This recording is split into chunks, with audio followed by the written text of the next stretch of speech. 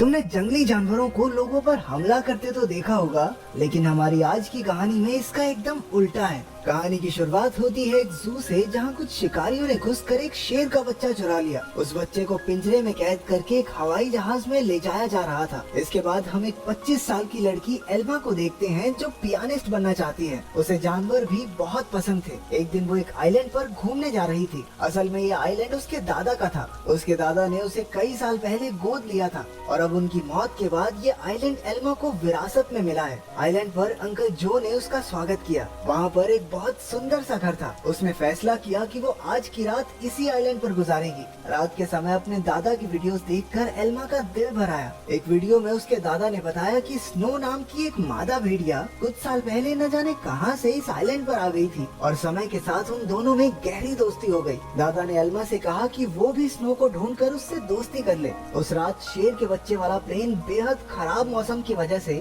उसी आइलैंड पर क्रैश हो गया। क्रैश की आवाज सुनकर एल्मा डर गई और उसने बाहर जाकर देखा, लेकिन वो आइलैंड बहुत बड़ा था तो उसे कुछ नहीं मिला।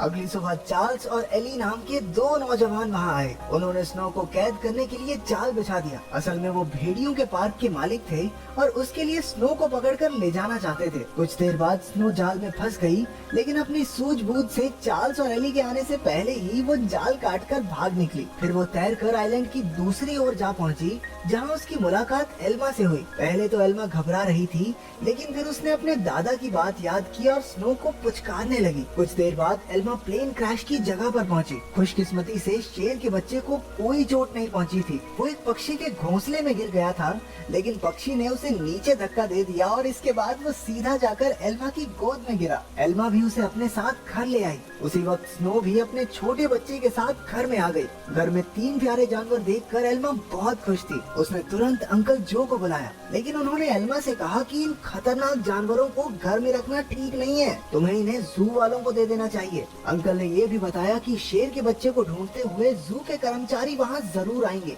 और हुआ भी बिल्कुल वैसा ही। अगले दिन एनिमल कंट्रोल वाले वहाँ पहुँच गए। वो जानती थी कि जू वाले कितने बेरहम होते हैं, इसलिए उसने फैसला किया कि वो उन्हें जानवरों के बारे में कुछ नहीं बताएगी। उसने झूठ कह दिया कि उसने किसी शेर के बच्चे को नहीं देखा। घर लौटकर उसने देखा कि स्नो अपने बच्चे के साथ साथ शेर के बच्चे को भी दूध पिला रही थी। उसे बेहद खुशी हुई, क्योंकि अब स्नो दोनों बच्चों का ख्याल रख रही थी। जैसे जैसे दिन बीतते गए, दोनों बच्चों में दोस्ती बढ़ती रही। एल्मा ने भेड़िए के बच्चे का नाम जैक रखा और शेर के बच्चे का नाम ड्रीमर। उधर अंकल जो को चिंता थी कि ये जंगली जानवर एल्मा को कोई नुकसान न पहुंचा दे, लेकिन इसी तरह कुछ महीने गुजर गए और अब दोनों बच्चे थोड़े बड़े हो चुके थे। एल्मा उन्हें आइलैंड पर घुमाने ले जाती और अपने दादा की मनपसंद जगह पर उनके साथ खेलती भी थी। बदकिस्मती से एक दिन जब एल्मा पियानो के एक ऑडिशन के लिए गई थी, तो पीछे से वो भेड़िए के पार्क वाले आइलैंड पर घुस गए। इस बार वो स्नो को कैद करके अपने साथ ले ही गए। उधर एल्मा का सिलेक्शन भी हो गया और वो बेहद खुश थी, लेकिन जब वो घर लौटी तो उसके होश उड़ गए। उसके घर का सारा सामान बिखरा हुआ था, क्योंकि दोनों बच्चे भूख की वजह से परेशान हो गए थे। एल्मा ने स्नो को ढूंढने के लिए पूरा आइलैंड छान मारा,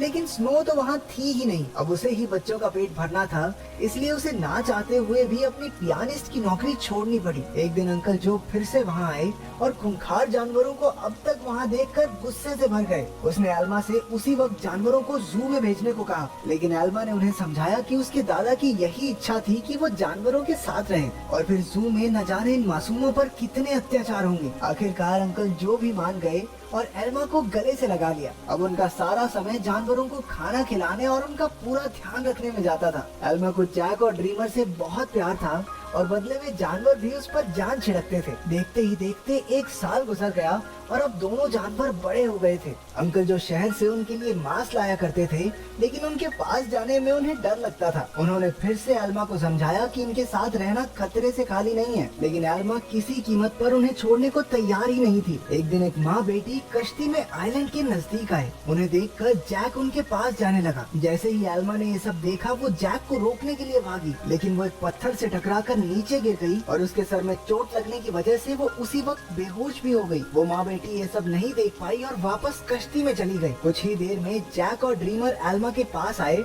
और उसे उठाने की बहुत सी कोशिशें की, लेकिन कोई फायदा नहीं हुआ। वो कई घंटों तक जोर जोर से आवाजें लगाकर मदद के लिए पुकारते रहे, लेकिन कोई नहीं आया। जल्द ही रात हो गई और दोनों जानवर एल्मा से सटकर बैठ गए। उन्होंने पूरी रात जागकर एल्मा को गर्माहट दी। अगली सुबह अंकल जो ने एल्मा को कई बार कॉल की, लेकिन कोई जवाब न मिलने पर वो समझ गए कि कुछ तो गड़बड़ जरूर है। वो तुरंत आइलैंड पर पहुंचे। उन्हें लगा कि जरूर इन जंगली जानवरों ने एल्मा पर हमला कर दिया होगा, इसलिए उन्होंने एनिमल कंट्रोल वालों को कॉल कर दिया। लेकिन जब उन्हें एल्मा बेहोश मिली और जानवरों को उसकी रक्षा करते देखा तो उन्हें अपनी इस हरकत पर बहुत पछतावा हुआ। इसके बाद जब एल्मा को हॉस्पिटल ले जाया गया तो डॉक्टर ने उन्हें बताया कि अगर जैक और ड्रीमर ने उसे गर्माहट न दी होती तो शायद वो आज जिंदा न होती। उधर एनिमल कंट्रोल वालों ने जैक को पकड़कर इलाई और चार्ल्स को सौंप दिया। उन्हें एहसास हो गया कि जैक तो स्नो का ही बच्चा है। वहीं ड्रीमर को एलन नाम के एक आदमी को बेच दिया गया जो एक जू चलाता था। एलन बहुत बेरहम आदमी था जो अक्सर अपने जानवरों को पीटा करता था, लेकिन अपने बाप से बिल्कुल उल्टा उसका बेटा रैफा बहुत नरम दिल का था। जल्द ही उसकी दोस्ती ड्रीमर से हो गई, लेकिन कुछ ही दिनों में बेचारे ड्रीमर को कई नशीली दवाइयां देकर सर्कस में करतब करने के लिए मजबूर किया जाता। ड्रीमर ने अब तक की अपनी जिंदगी मजे से आइलैंड पर गुजारी थी, लेकिन इन बेरहम लोगों ने उस पर काफी बुरा असर डाला। इसलिए राफा अक्सर उसके पास उसे शांत करने जाया करता। उधर हॉस्पिटल में एल्मा ने होश में आते ही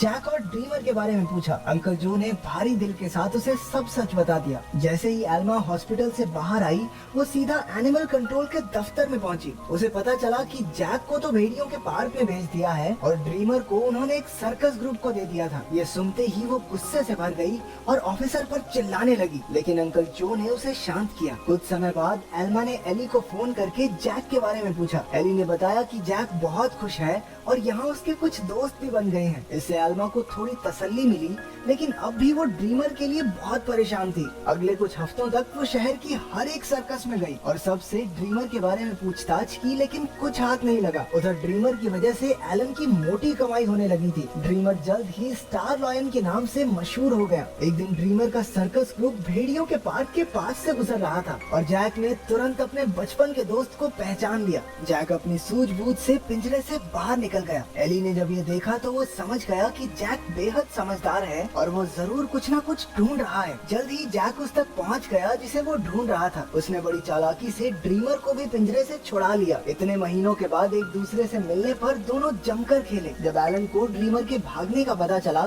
तो उसने गुस्से में बेहोश करने वाली बंदूक निकाल ली। उसके बेटे रैफा ने उसे रोकने की बहुत कोशिश की, लेकिन लालची एलन ने उसकी एक न सुनी। हार कर रैफा भी ड्रीमर को ढूंढने एलन के साथ चल पड़ा। एलन ने एली को भी ड्रीमर के बारे में बताया। अब वो समझ गए थे कि जैक और ड्रीमर दोनों साथ ही हैं। इसी वजह से पूरे शहर में हाई अलर्ट जारी कर दिया गया। उस शाम एली ने एल्मा को सब कुछ बताया और कहा कि एनिमल कंट्रोल वाले दोनों जानवरों के पीछे पड़े हैं। ये सुनकर एल्मा घबरा गई, लेकिन एली ने बताया कि उन्होंने जैक के शरीर में एक ट्रैकर फिट किया था। जैक और ड्रीमर की आखिरी लोकेशन एक जंगल के आसपास थी। अब एल्मा और एली ने मिलकर जानवरों को ढूंढने का फैसला किया। उधर दोनों जानवर शहर में खुलेआम घूम रहे थे, इसलिए पुलिस ने शूट एट साइट के ऑर्डर्स दे दिए। बाद में दोनों जानवर फिर से जंगल में पहुंच गए, जहां एलन और रफा ने उन्हें देख लिया। लालची एलन ने ड्रीमर पर अपनी ट्रैंकुलाइजर गन से हमला कर दिया, लेकिन उसी वक्त जैक बीच में आ गया और अपने दोस्त के बदले खुद गोली का शिकार हो गया। बेचारा जैक तो उसी वक्त बेहोश हो गया, जबकि ड्रीमर को वहां से भागने का मौका मिल गया। उसके भाग जाने के बाद रफा ने तुरंत जैक का ट्रैकर हटाकर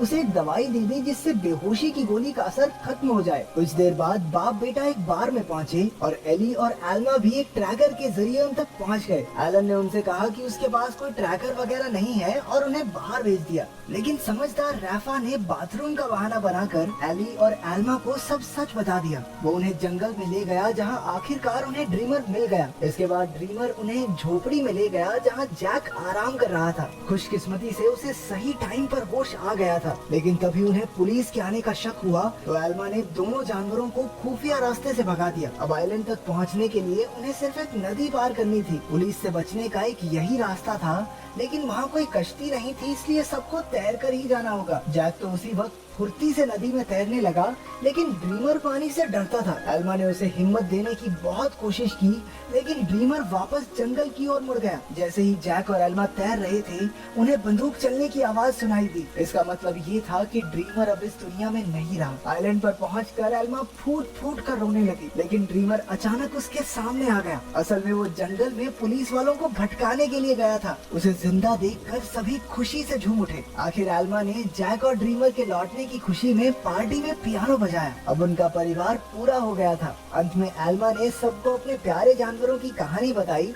जिससे सभी लोगों के दिल भर आए और वो तीनों खुशी खुशी फिर से एक साथ रहने लगे।